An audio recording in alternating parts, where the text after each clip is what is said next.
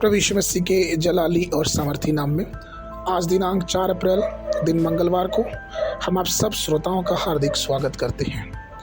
आज के दिन के लिए वचन लिया गया है यूहन्ना की पुस्तक उसका 19 अध्याय 2 और 3 पद। और सिपाहियों ने कांटों का मुकुट गूंथ कर उसके सिर पर रखा और उसे बैजनी वस्त्र पहनाया और उसके पास आकर कहने लगे, हे यहूदियों के राजा प्रणाम, और उसे थप्पड़ भी मारे। प्रियो, पिलातुस के महल में यीशु को कोड़े लगने के बाद सिपाहियों ने कांटे का मुकुट गूंथ कर उसके सिर पर रखा और उसे बैजनी वस्त्र पहनाया और यहूदियों के हाथ में सौंपने के लिए यीशु को वहां से बाहर ले गए। कुछ बनाने के लिए उन्होंने मुकुट बनाने के लिए उन्होंने कई प्रकार के कांटों का चयन किया जो अत्यधिक जहरीला और सुई की तरह तेज था। उस कांटे की एक छोटी सी चुभन भी बहुत पीड़ा देती थी। हालांकि रोमियों ने हजारों अपराधियों को सूली पर लटका के मार डाला, लेकिन किसी को भी कांटों का ताज नहीं पहनाया। यहाँ तक कि चोर को भी, जो यीशु मसीह के दोनों तरफ लटके हुए थे, उनको भी वो कांटों का ताज नहीं पहनाया गया था। पूरी दुनिया के इतिहास में केवल यीशु मसीह एक ऐसे व्यक्ति थे जो क्रूस पर लटकाए गए और उनके सिर पे कांटों का ताज भी था। उत्पत्ति की पुस्तक उसका 3 अध्याय 17 और 18 पद कहता है, इसलिए भूमि तेरे कारण श्रापित है, तू उसकी उपज जीवन भर दुख के साथ खाया करेगा और वह तेरे लिए कांटे और उटकटारे उगाएगी और तू खेतों की उपज खाया करेगा। कहने का तात्पर्य यह है प्रियो कि कांटे और उटकटारे ईश्वर की प्रारंभिक रचना नहीं थी, या फिर यूं कह सकते थे कि ईश्वर ने कांटे और उटकटारों की रचना ही नहीं की थी।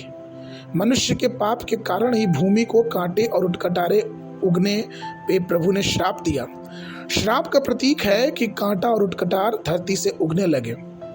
आज भी कितने ही परिवारों में असमय मृत्यु हो जाती है, मानसिक परेशानियां रहती हैं, भयानक घटनाओं में पीड़ित रहते हैं, हर प्रकार की हानि, दुख, पीड़ा को सहते हैं। क्या आपको पता है कि परमेश्वर ने ऐसी परिस्थिति हमारे लिए शुरू से नहीं बनाया है? ये हमारे पाप का अभिश्राप है, अर्थात उसका परिणाम है जो हमारे जीवन में पड़ता है। लेकिन प्रभु यीशु मसीह का धन्यवाद कि उसने उस कांटे के मुकुट को अपने ऊपर ले लिया, कि उसके लहू बहने से वो सारे श्राप, जिस श्राप के बंधन हम थे, वो श्राप तोड़े जाए।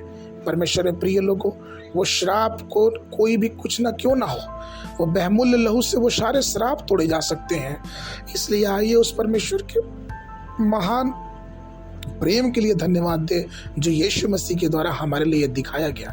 प्रभु यीशु मसीह ने उस कांटों के मुकुट को पहन के उसके सिर से जो लहू बहता है, उससे ये दर्शाता है कि वो श्राप, वो पाप, जिस पाप की वजह से हम पे श्राप पड़ा है, हमारे जीवनों में वो कांटों की चुभन देती रहती है।